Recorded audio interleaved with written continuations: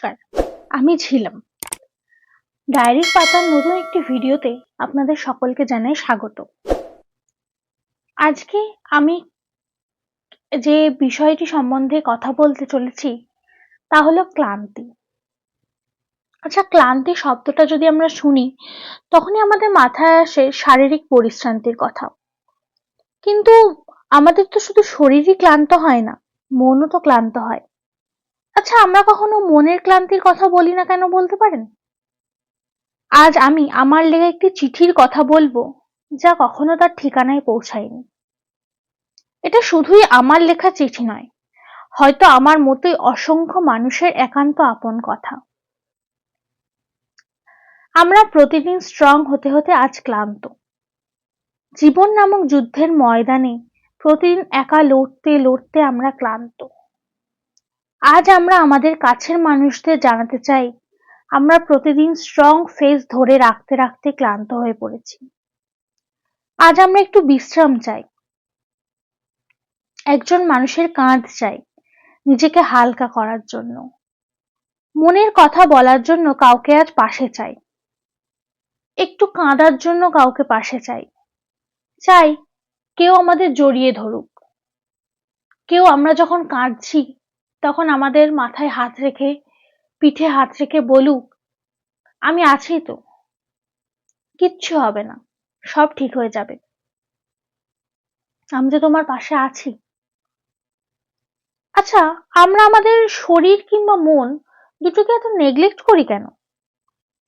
আমাদের শরীরের যেমন কেয়ার দরকার, আমাদের অসুস্থতার সময় আমরা যেমন ডাক্তারের কাছে যাই, ওষুধ খাই, প্রপার খাবার দাবার খাই, শরীরের যত্ন করি, ঠিক সেরকমই আমাদের মনেরও তো যত্ন প্রয়োজন।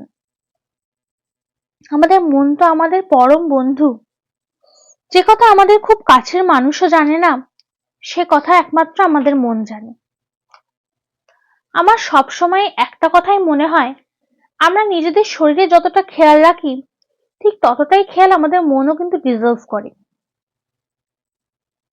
মন হলো আমাদের জীবনের একটি অবিচ্ছেদ্য অঙ্গ।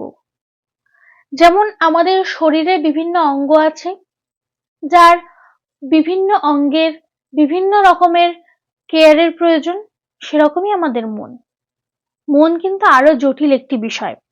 আমাদের সায়েন্টিস্টরাও আজ পর্যন্ত মানুষের মনের সমস্ত রহস্য সলভ করে উঠতে পারেননি। আজও মন নিয়ে রিসার্চ হচ্ছে। আমাদের মনের যে গূঢ় তত্ত্ব রয়েছে সেই নিয়ে আজও পড়াশোনা হচ্ছে। ঠিক সেই রকমই আমরা যখন মনের অসুখে পড়ি তখন আমাদেরও সেই মনের যত্ন করা উচিত। আর যাতে মনের অসুখে না পড়তে হয় তাই জন্য আগে থেকেই যদি আমরা যত্ন করি তাহলে তো মনের অসুখে পড়তে হয় না। আজ একবিংশ শতাব্দীতে দাঁড়িয়ে যত পৃথিবী অগ্রসর হচ্ছে, যত আমরা আধুনিক হচ্ছি, তত আমাদের এই ধরনের অসুখগুলি, মনের অসুখ, শারীরিক বিভিন্ন কমপ্লেক্স বাড়ছে। আমরা আজ অনেকটা একা হয়ে পড়েছি। অনেক মানুষই আছে আমার মতন, যার কোনো বন্ধু বান্ধব নেই, যার কথা বলার কেউ নেই, যে হয়তো খুবই একটা জটিল মানুষ, তাকে বোঝার কেউ নেই।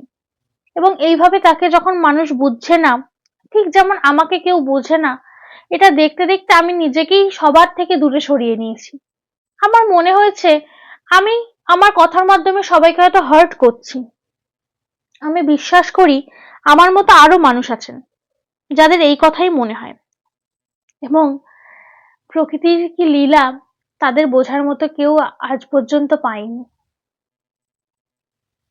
আর যদি ক্লান্তি প্রসঙ্গেই বলতে হয়, তাহলে আমার মতো দুর্ভাগা অনেকেই আছেন যাদের ওপর থেকে দেখলে অনেক নিজের মানুষ আছেন, যার সাথে হয়তো কথা বলা যায়, কিন্তু কোনোদিন ক্লান্ত লাগলে কারোর কাঁধে মাথা রাখার মতো কেউ নেই, কান্না পেলে সেই কান্নার কারণ বোঝার মতো কেউ নেই, তাকে সাহস জোগানোর মতো কেউ নেই, তার প্রতিটা যুদ্ধে পাশে দাঁড়িয়ে থাকার মতো কেউ নেই।